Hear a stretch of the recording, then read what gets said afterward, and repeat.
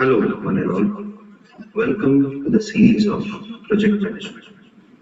In this series, we are going to cover all the topics associated with project management, starting from its basics till the advanced project management tools.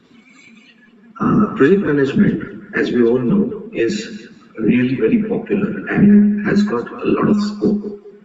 Now, let us understand why this project management is so important and why everyone is crazy about this topic. Before we start with project management as a topic, let's understand what is this project management term really means. Now, let's understand what is project first, and then try and understand the combination of these two words, project and management.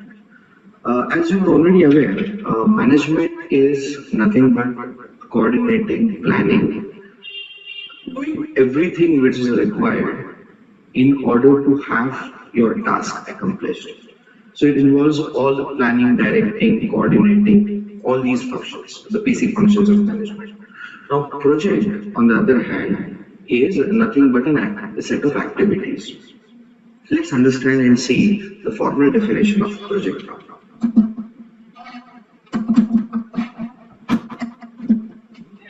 So, a project can be defined as a set of activities having a well-defined beginning and the end. So here, these two factors are very important.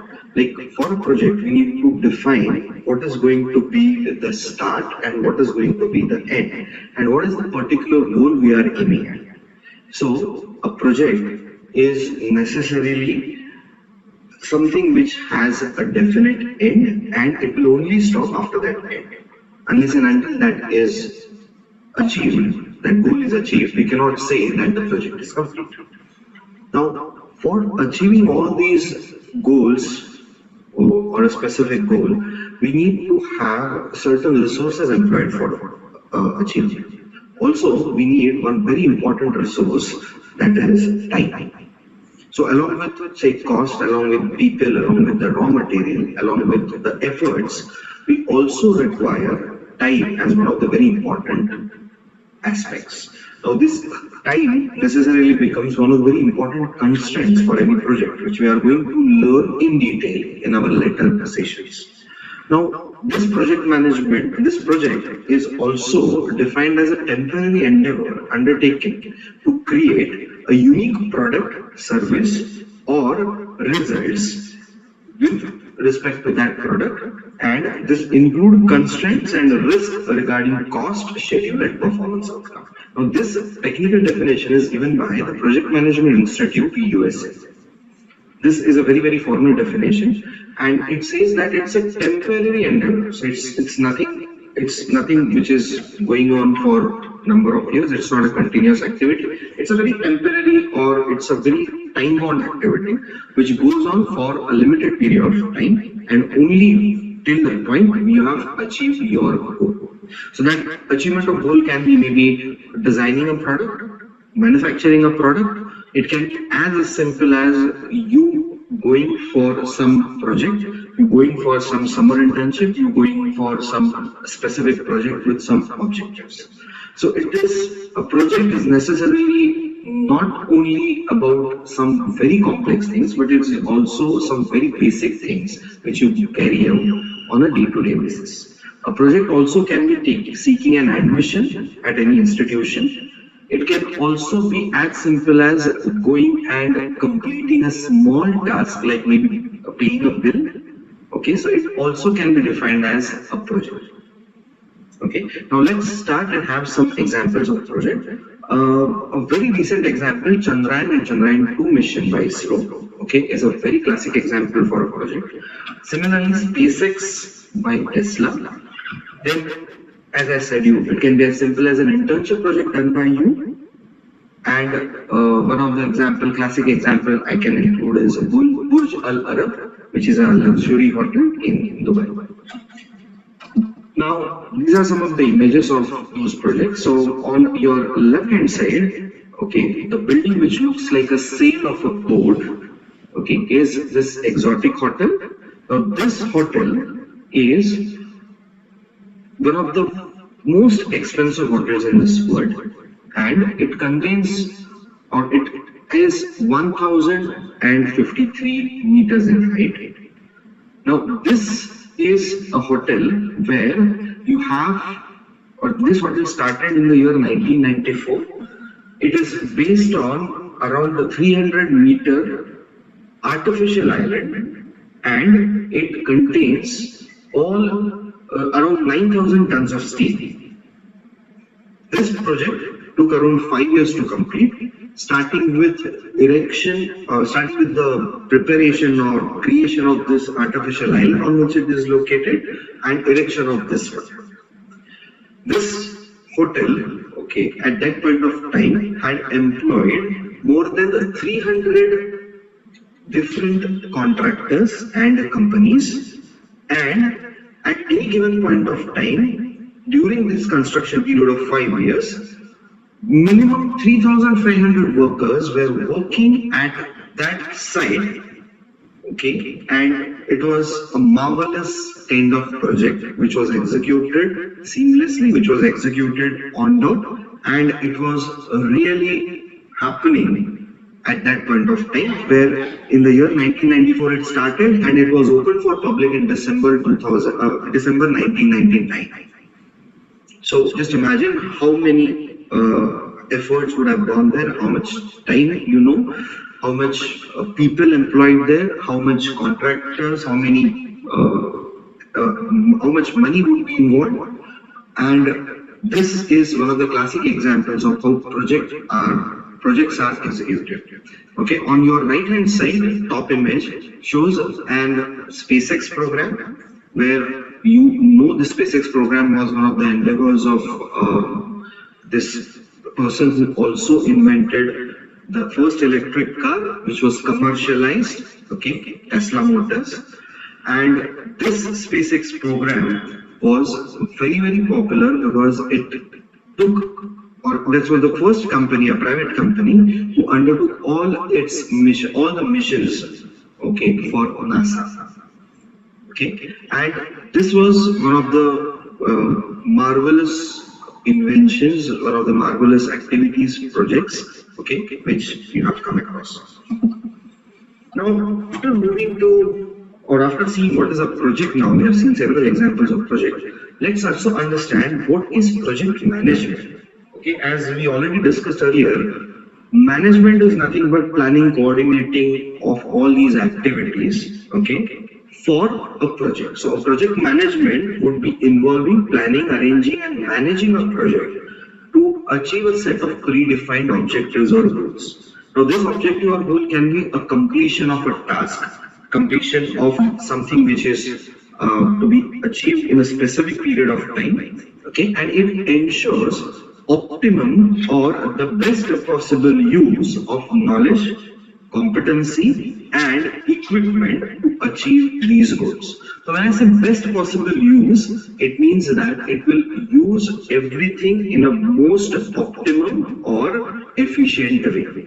When I say optimum or efficient, it requires or it uses the right quantity at the right time at the right place. So this optimum or this efficiency means with zero wastage. Now this wastage is concerned with the time, wastage is concerned with the material, wastage is also considered with the human resources deployed. So any project should not have any wastage around all these items.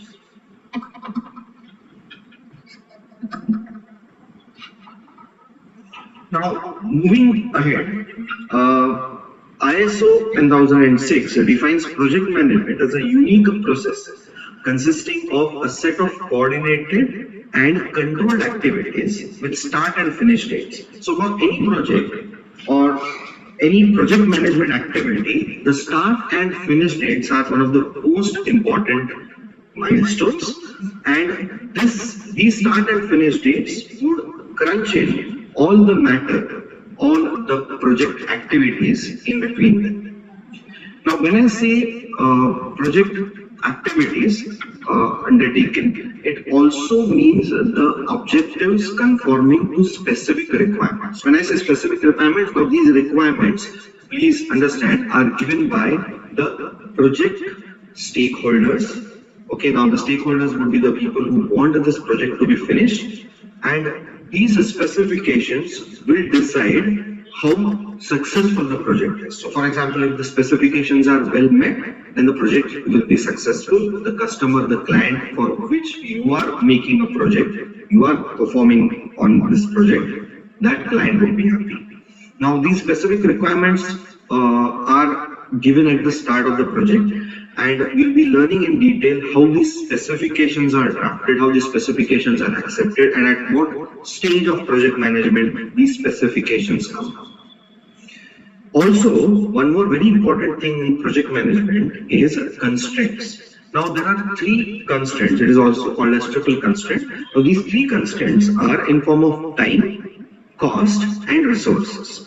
Now, when I say time, time is one of the very important resource, one of the very important constraint which decides all the aspects of a project. For example, if the project is delayed, the project will have or attract huge costs. Okay, and also if the cost is one of the constraint, if cost goes high, okay, that will also be a very big impact on the success rate or performance of any project. So time cost and ultimately the resources required. So these resources would be in form of raw material. These resources would be in form of human resources. These resources also will be in form of other tools used, equipments used. It would be infrastructure used, maybe energy. All these would be the resources used for this project. So all these three resources, all these three constraints will play a very vital role in deciding whether a project is a successful project or the project has failed. And at any given point of time, the project manager who is coordinating the project would get an idea which constraint have we actually exploited. So now let's move ahead. Okay, let's move ahead with understanding how this project management evolved. So when I say project management, how project management evolved, this will include the history of project management starting from 1958, or rather just before 1958. Now, project management, okay, was not into existence as a formal terminology. It was not in existence as a formal methodology and a systematic process, which as we know today, but it definitely existed in a very primitive form, okay, prior to 1958. So before 1958, there was this graph system, okay, which was established. Now this graph system was nothing but exchange of services, which involved a lot of human people, human talent, and also some human interpersonal relations. Now this graph system was nothing but coordinating of small services, small projects, small activities, okay, for satisfaction of customers and providing customer with some products and services matching their expectations. After that, a concept of Gantt chart was evolved. Now, Gantt chart, we all know, we have it in our study material. Gantt chart is nothing but a kind of a graph, or which looks like a graph on a scale where we are having time on an axis, and that time or that timeline will show you the graph which has all the milestones well placed. So now when I say milestones, it will clearly show the start of a project. It will show when the project is halfway through. It will also, the Gantt chart will also show all the activities in between. So these activities would be either dependent activities or independent activities, and all these activities would be shown on this graph. Now this chart is one of the very important tools which we are going to learn in detail later, and these Gantt charts are actually a clear representation of how or what are the different activities we have in completion of any project. After that, there were some examples of over diagram project, Manhattan project, which involved a lot of activities which were having a lot of dependent activities, and all those dependent activities were again administered. Okay, now these administration was with respect to time, administration was with respect to the resource allocation, and the main objective here for all these projects was the completion of that project on time, in the given cost, and with the given resources. As we move forward, in the period between 1958 to 1979, management evolved as a science, and there were certain tools of project management where we had this work breakdown structure. The work breakdown structure is nothing but breaking up of activities or main projects into sub-activities, sub-tasks, and then work groups. The groups are further divided into work centers, which are nothing but small tasks which just together form bigger tasks, and bigger tasks together will complete that specific project. The work breakdown structure will be our basis for project management, because this is the first basic activity which we do after listing of activities. So for any project, the first thing what we would do is to list down what are the different activities involved. So these different activities would consist of many small activities in it, and work breakdown structure will clearly indicate which are the activities, sub-activities or small tasks which we want to complete before we could complete the entire project. So necessarily work breakdown structure will tell us the dependencies and also the independent tasks which we can start, okay, without being dependent on any prior task. Okay. Now, also in the same period, the Project Management Institution USA evolved, and they started formalizing and standardizing the project management as a concept. So, when they standardized, they wanted a standardized definition, they wanted a standardized concept of project management, and this is how it all started. In the same year, computers evolved. Computers started becoming or turning into personal computers, because earlier computers, when computers were invented, they were in their big sizes, they were not at all portable, and they were not at all called as personal computers, right? So in this period, a computer was evolving, and they started becoming or approaching towards the personal computer, okay, or desktops, as we know. Apple, Microsoft, all these people together started building prototypes. There was also IBM, one of the very important company who did their first personal computer, who invented their first personal computer, and they brought it into picture in this year, in this period. Also, there were major projects like Polaris missile project. Now, this Polaris missile project was a project which enabled the US Navy to load nuclear missiles on their submarines. This was much required at that point of time, seeing the war scenario, seeing all other like peace issues we had in this world. So this Polaris missile project also invented one of the very important aspect in project management, which is a port network diagram, okay, program evaluation and review technique. And this called because this Polaris missile project was having non-standardized, non-routine activities. So that's the reason how this PERT evolved. Okay, we'll be seeing this in detail later on. Now, after we move ahead, say 1980s, there were new techniques and new technologies which evolved in project management, which involved project in a controlled environment, okay, which is sprints. It involved theory of constraints, which focused more on achieving better quality, better like expectations, satisfaction of expectations. At that point of time, Scrum and Agile also evolved. So Agile is nothing but being flexible in the approach of developing and designing a project, also implementing a project. And also Scrum was one of the technique where customer was put into focus, wherein the customer was actually designing certain stuff. So your Scrum is a method of Agile which actually is learning what customer wants and giving them a preference. So we'll be learning about Agile and Scrum in our later chapters. But just to introduce to you this concept, Scrum is a part of Agile project management, where Agile means being flexible, being or looking beyond what is written on a contract and ensuring that the project deliverables not only meet the expectations of customers but also exceed the expectations. So this is what is about Agile and Scrum project management.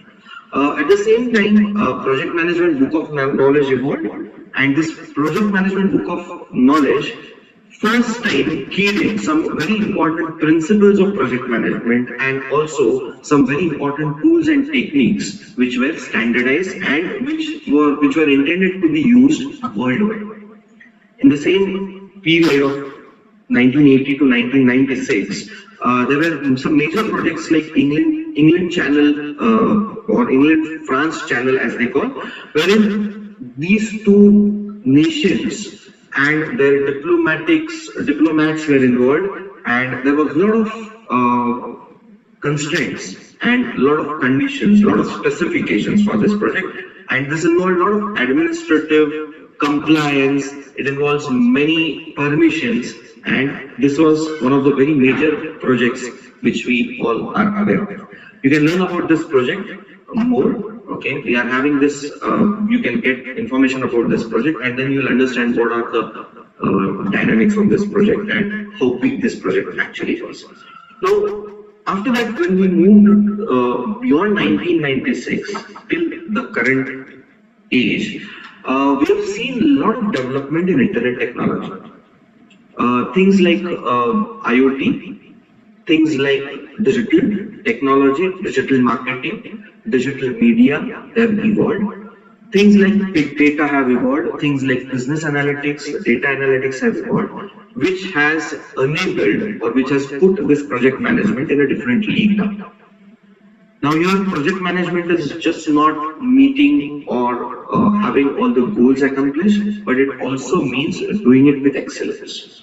There are certain models like Malcolm Baldrige model, which were of excellence. Now, this excellence was excellence in achieving the project milestones in the minimum cost, minimum time, and minimum resources.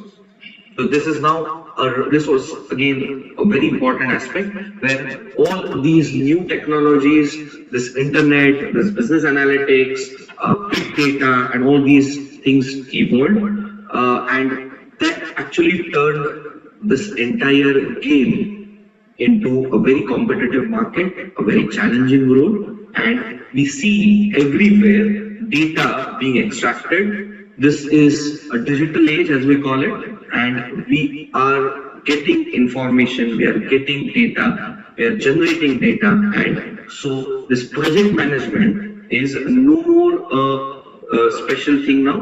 Project management happens everywhere, every day, for even a small project today, and this internet technology, this software technology, digital technology have also given birth to many project management tools, project management techniques, softwares, which would only make us achieve more. Let's proceed.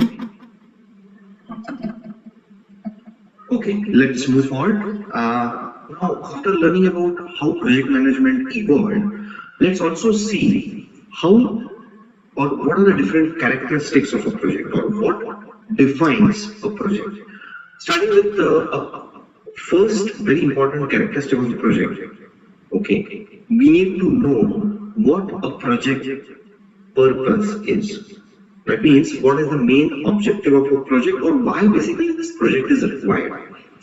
Take any project. I would like to take an example of Tata Nano here, which was the first commercial car, which Ratan Tata had decided to be under 1 lakh rupee mark.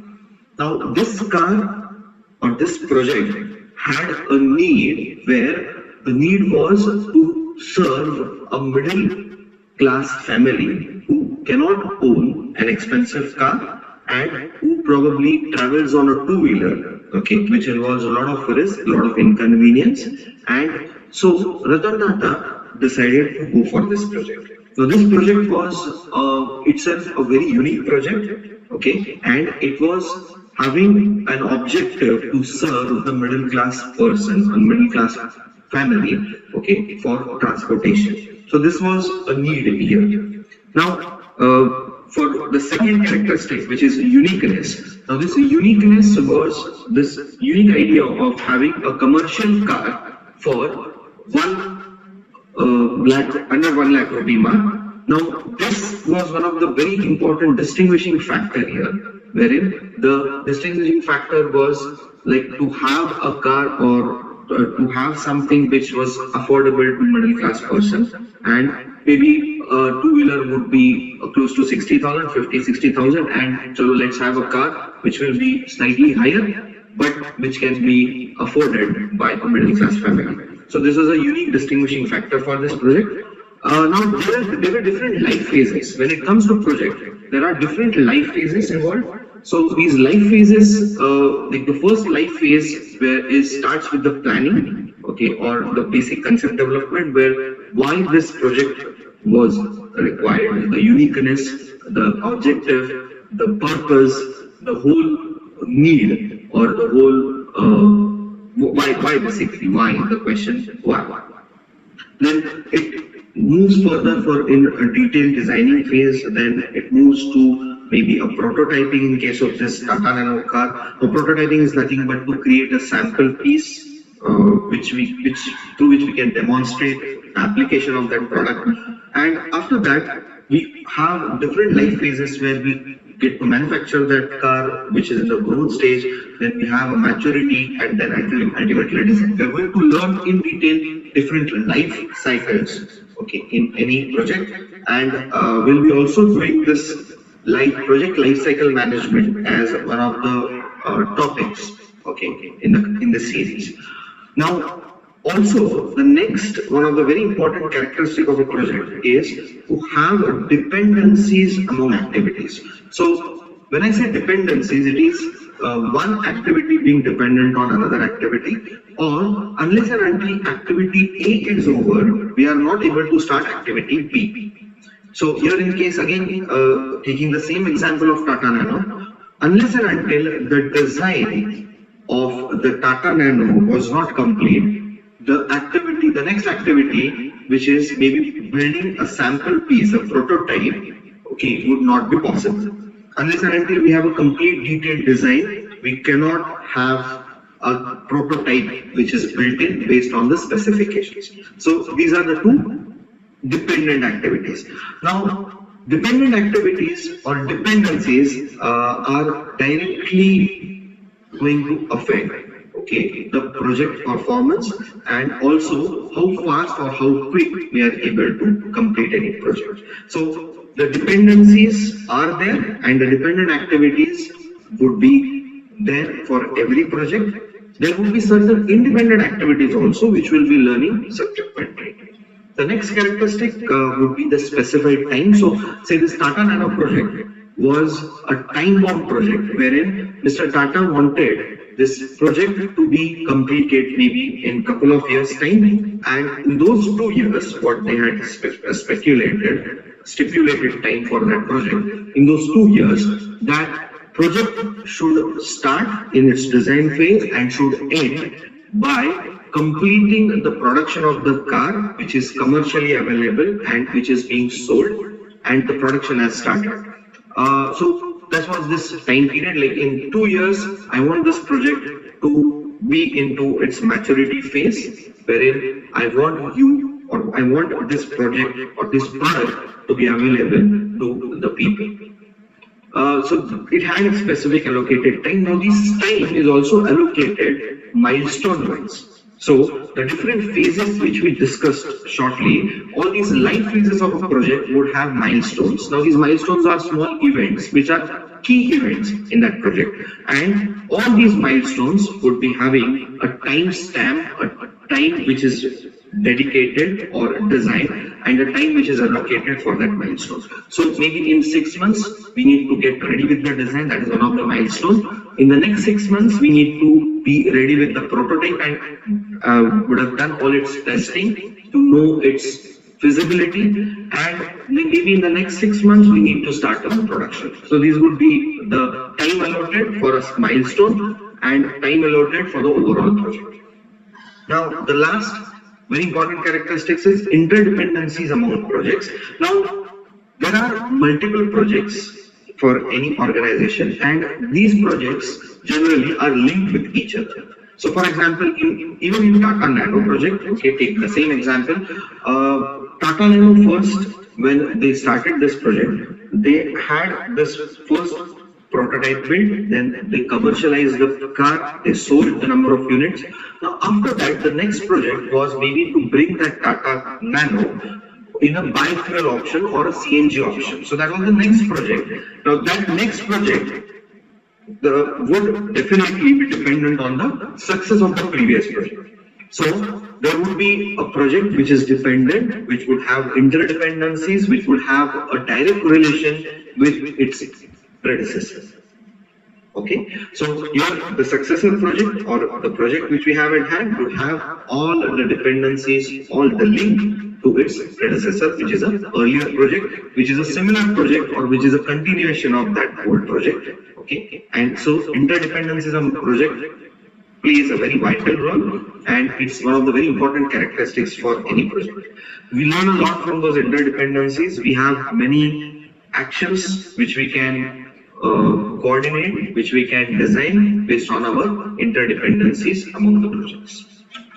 Okay, let's move forward. Okay, now after learning about the characteristics of a project, let's move forward in understanding what are the basic principles which drives any project. So these will be the principles of project management.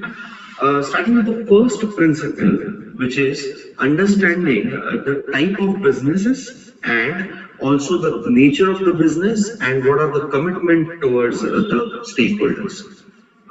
In any business, okay, let that be business of giving any service or delivering any product, a commitment of a customer is important for its success. Now, here, before we have this commitment discussed, let's also try and understand what type of business we are in when it comes to project management. The type of business refers to how tight are the targets, how tight are the margins, how much resources do we have, how much time do we have, is the project or is the business time dependent, is this business actually needs to be responsive, it needs to be efficient. So when it comes to service sector, okay, there is a lot of commitment involved because we need to deliver a specific service with that specific required quality and in that specific time. Again, when it comes to product delivery also, we have many constraints where we need to design, develop, manufacture, produce, dispatch and deliver the product in that specific stipulated time only. There are a lot of competitors in the market, so we need to understand the commitment and just keep a track of that commitment, whether we are just abiding to it. Now, let's take an example of any food outlet, okay, any restaurant. Now, here the type of business would be a combination of product and a service, where a product would be any cuisine, any dish they would be preparing, and service would be the service what they will give to the customers while they serve on the table. The service also can be a delivery service. Now here the type of business would be a combination of a product and a service, and here we need to keep a track of our commitment towards quality of the food, taste of the food, delivery time, and all the overall experience what a customer would have. So here, principle of business nature and commitment plays a very important role for managing any project. Now here, this restaurant business is a project in itself, and we need to ensure that we meet the customer expectations and we are committed in giving the quality to that product or the service which is being delivered.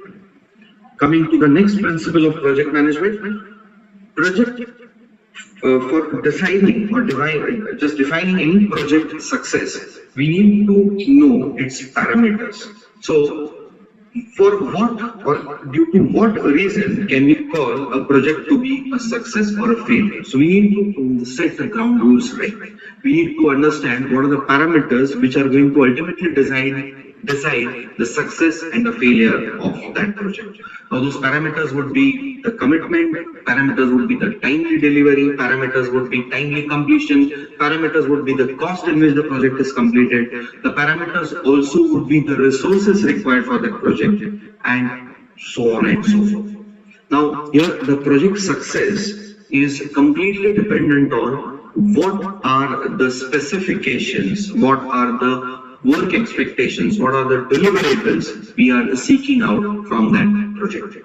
And the project manager or the project administrator would always look out and keep a track of these parameters through various monitoring and control techniques through which we can ensure that our project always remains on track and ultimately becomes a successful project. The next principle of project management is being principle of project strategy. Now your strategy is nothing but a plan. Now a plan is a plan of execution of any project starting from its planning phase till its final execution and delivery. A project strategy, okay, is a plan, a systematic plan which is being put on paper which will ensure not only timely completion of the project but also the quality which we expect out of that project. Now that quality is a very important perspective of any project, and quality means different for different types of project. For a project which involves only services, the quality would be the service quality. For any product delivery or any product associated or project a product associated business, then the quality of the product will be important, so on and so forth. Now here the principle of project strategy is nothing but setting up of a result oriented project plan. When I say result oriented, it means you need to deliver, you need to generate results, you need to give the deliverables, you need to ensure everything is as per the plan and all the milestones are achieved and within the constraints of the project. So as we have been discussing the constraints of a project being time, cost and resources, we need to ensure that all our project plan is as per the project constraints and the strategy or the plan is designed considering these constraints.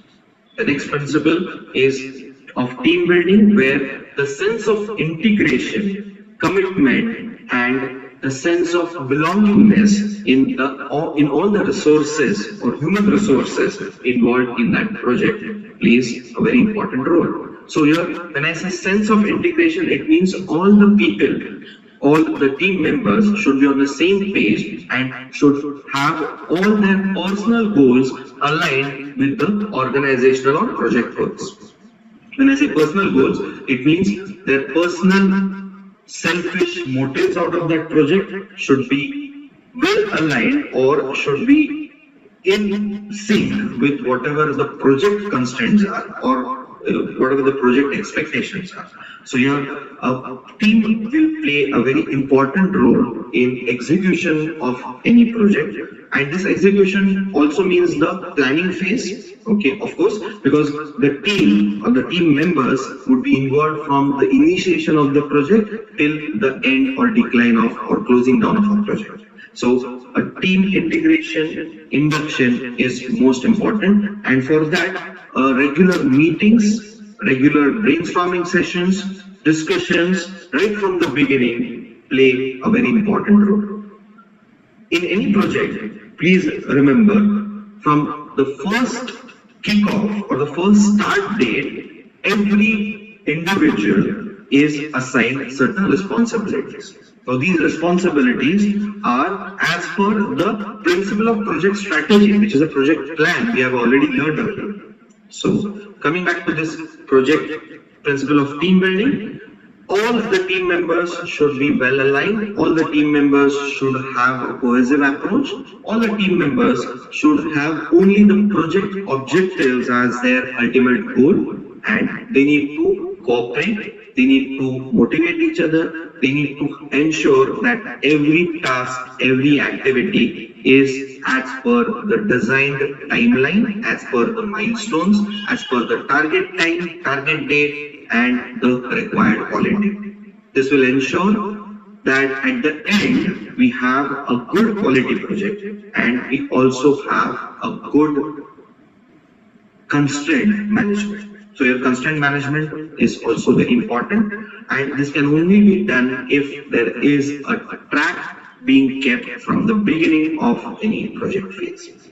Okay, so here please understand principle of team building plays a very important role. In fact, in today's competitive world, this team management and team building has got a lot of significance because ultimately people are going to manage everything, people are going to design everything, people are going to implement it, they are going to monitor it, control it. So team building, team orientation, team training, team learning has got a lot of significance and it is directly related or can be associated with a project success or a failure. Please remember this. Let's proceed to the next principles. Now, resuming the next set of principles of project management, here we have a very important principle which says that we need to do a continuous assessment for any project.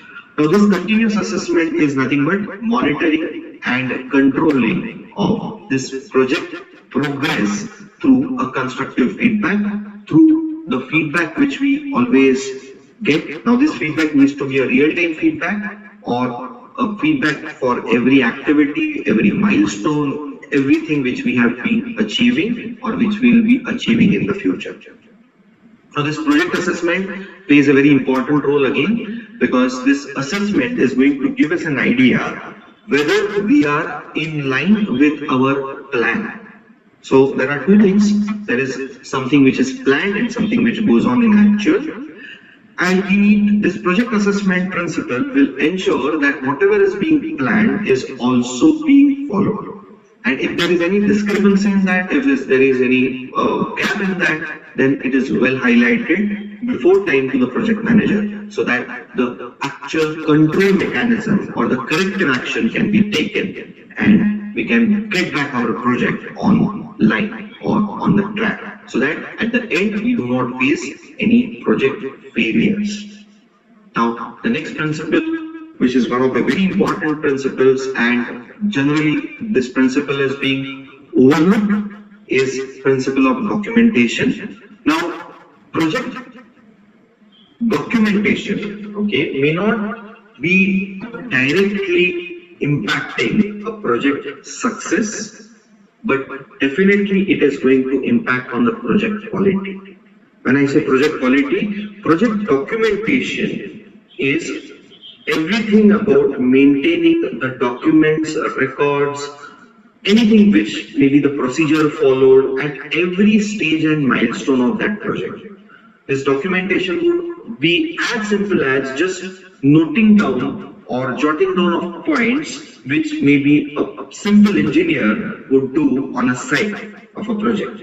So these documented notes or these filing of documents would definitely lead to generation of a strong written record of what is happening in that project and when that happened.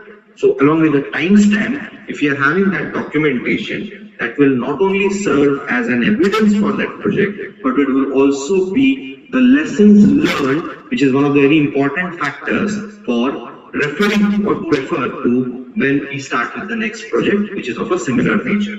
So project documentation have various objectives. Project documentation serves various goals, and these goals or these very important factors would be the first thing would be it will act as an evidence. Second would be that all the small things which generally are overlooked would be recorded and documented.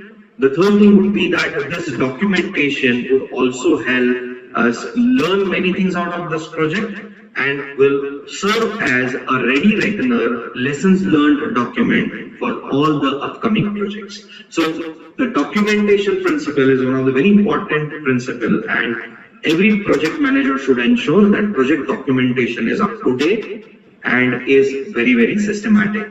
This project documentation has evolved, okay, from the basic earlier era. Earlier there were no techniques for documentation, but today by use of various software tools, we are having a documentation which is as strong as the project actual implementation.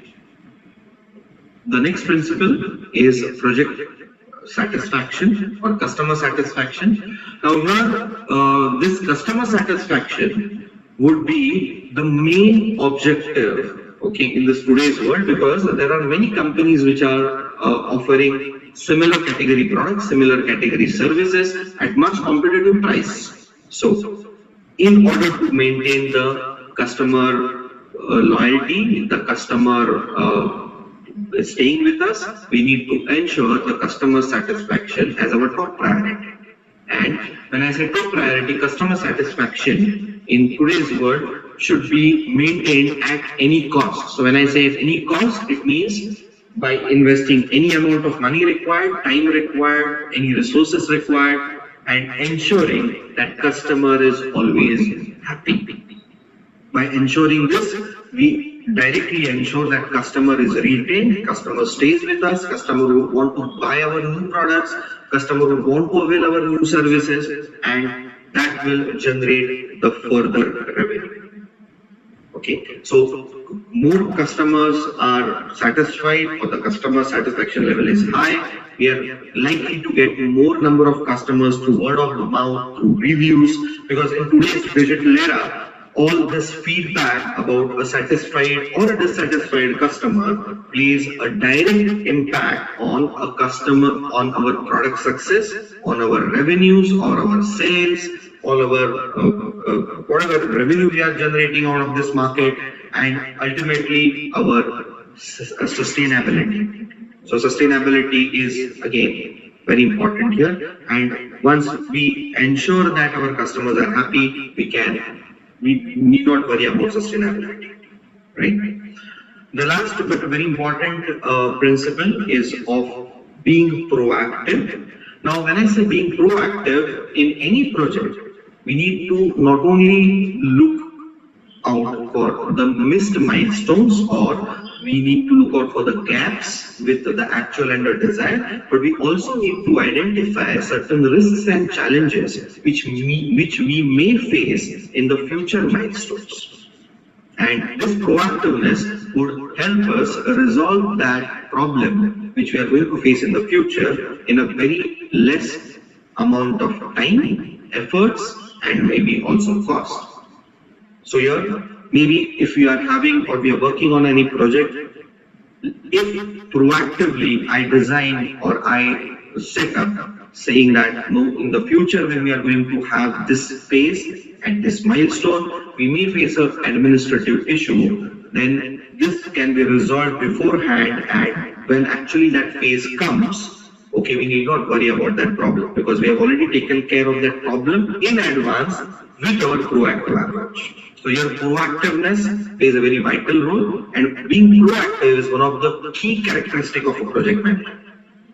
Okay, so a project manager needs to have a proactive approach in understanding what phases are being, which phases will be followed, which phases will face any problem, are we having enough resources, enough money, enough time, okay, and can we match up with the desired level of performance, can we match up with the planned milestones, planned time, and would there be any problem in that? So this proactive approach will help us identify major risks and challenges proactively. This risk management was one of the factors which was identified after the Challenger mission of NASA failed. And this mission had a lot of risks which were not identified earlier. And so this risk management factor or project risk management factor evolved after that. We are in detail going to discuss about project risk management in our later part in the series, where we discuss about what are the different risks associated with the project and how to overcome those risks with proactive approach. What are the different countermeasures to avoid any risks in the future, and we'll be ensuring that by doing a proper risk or having a proper risk management plan, we ensure that our project always is successful. Let's continue further.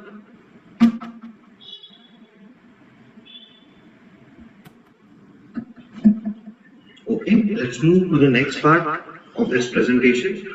Now, this part is one of the very important part of any project management activity, and this is nothing but the project management life cycle. Now, this life cycle is nothing but the phases, different phases of a project, okay, and this is into a series of cycles, so this is into series of different stages which we are going to look into. Now, the first stage or the first phase of any project management life cycle is initiation phase, where the project is initiated. Now, a project initiation generally happens when we identify the objectives or need for that project. So, we now know why are we doing this project. So, this project can be triggered by a client, triggered by a customer. It can be something which is required, which is a necessity, and this is where the project kicks off or starts. So this is nothing but a pre-planning phase of project management where we are clearly defining why or what the clear objectives of our project. After we have done this initiation phase, we move towards a detailed planning phase wherein the planning requires to have enlist all these project management objectives, these project objectives, and also all the other details like how much would be the cost, so budget, then how much would be the time, so time estimates, and how would be the staffing management plan. So how are we going to have resources employed for this project? So all these things would be put down in a document. It's called as project management plan, and this plan would be nothing but about the execution. How are we going to carry out the execution? After we are ready with this plan, then the actual project execution starts. So in this project execution, we initiate this project and we start implementing whatever is our objectives. Now, in this execution only, there is a phase which is by far a continuous phase. It is called as controlling phase. Now, this controlling phase is an outcome of the monitoring which happens on a real-time basis. So, when I say real-time basis, it is a continuously updated status monitoring that whether the project is is going as per the plan and what is the plan and the actual value. Maybe that value is of the project performance, the value is of the time, the value is of the cost or the budget utilized.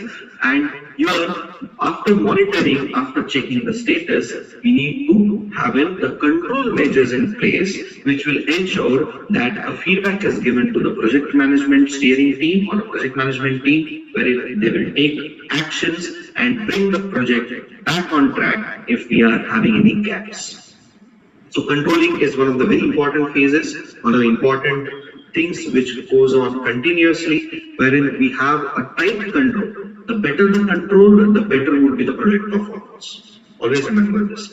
So control mechanism is very important, and control ensures that we are on dot with regards to the project quality.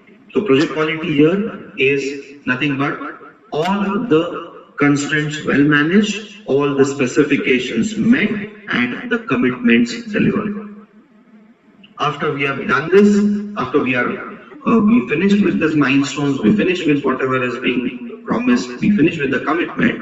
The last stage of any project management life cycle is the closure of the project. So when I say closure, it means every project, okay, let it be any project, it should be closed down. The last, yeah, there are certain parts which we do in closure that involves handing over the project to the client or the customer, making a documentation, generating a project report. All these things happen in the closing or the closing phase or closure of any project. Now, take an example of a bridge which is being constructed or a flyover which is being constructed in a city. Now, typically this flyover will have all these phases. So let's discuss this example and let me tell you all these phases with respect to this example. Take the first initiation phase where the flyover's necessity was identified and the municipal corporation there, okay, or the government body there generated a document, a tender saying that we need to have such a flyover. So this generation, this need, this objective would be under initiation phase. So this initiation would also involve certain other administrative things like maybe floating of tenders, wherein they call in for certain contractors, certain companies which will be actually executing this project. Now this project would be construction of a flyover at a busy square in your city. After this project initiation or after this project is being floated in the market in form of tender and the company is selected to execute that project based on the tender documents and evaluation of the tender documents, the planning for that will start. That planning phase would involve the company actually planning in what would be the different resources, what would be the time, what would be the money involved, how many people would be there at that site, what will be the different consultants involved, and then there will be generated a project planning document or a project management plan. And after that, okay, the actual execution of that project starts. In that execution, all the actual things will be constructed, maybe the support pillars, maybe the road on that bridge, maybe the lights, everything would be there.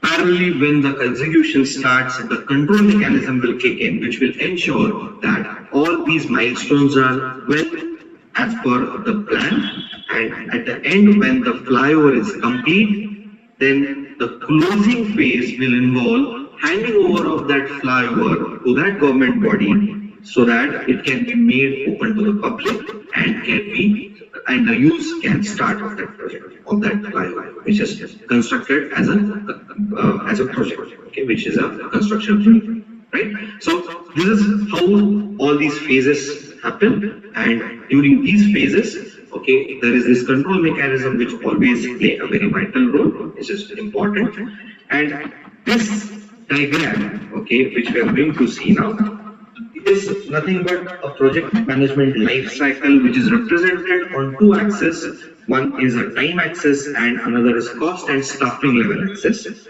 Now, if you watch closely, there are several phases here. The same phases we had, or the similar phases we had learned in the earlier diagram, starting with the project, starting with the project, then the project charter. We are going to discuss this project management life cycle in detail in the next session, wherein we will be discussing about every point mentioned here on the axis.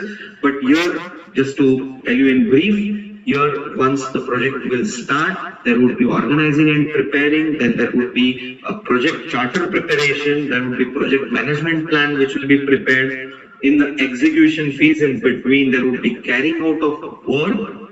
In this carrying out of work, we will be having maximum cost and staffing level, wherein the actual execution starts, and then after the deliverables are accepted. So in case of our earlier example of construction of a flyover, once the government agencies accepts the quality of that bridge which is constructed, the flyover which is constructed, then that deliverable will be accepted and the closing or the closure of the project will be initiated.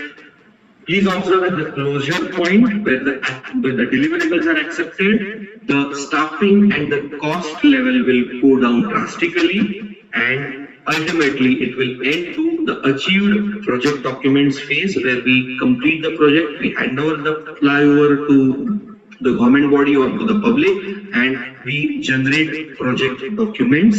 So this document would be in form of, generally in a form of a detailed project report, wherein all the project deliverables will be listed, the resources, the people involved, everything, the milestones, the cost, all these aspects will be there. We'll be discussing in detail about this project documentation, as I told you. And now moving to the next part where we will be discussing the project management life cycle in detail along with the other perspectives. So I hope you like this session, and I'm just coming up with more such examples, and we'll be moving forward on this topic. So in this chapter, just a quick recap. Let's see what we have done. Starting with the first basics of what is a project. Then we learned about what is project management, which is nothing but managing of a project. We saw different examples of projects. We saw some very simple examples like you undergoing a summer internship project, and some complex projects like say Burj Al Arab project, or say SpaceX program, Chandrayaan-2 mission, right? After that, we have studied different characteristics of a project. Then we have also seen how project management or a project evolved in a timeline. Then we have seen different principles of project management. And at the end, we have seen project management life cycle phases along with the graph. In the next session, we'll be covering project management life cycle in detail with some more examples. I hope you enjoyed this session. Just hold on for the next session. Thank you.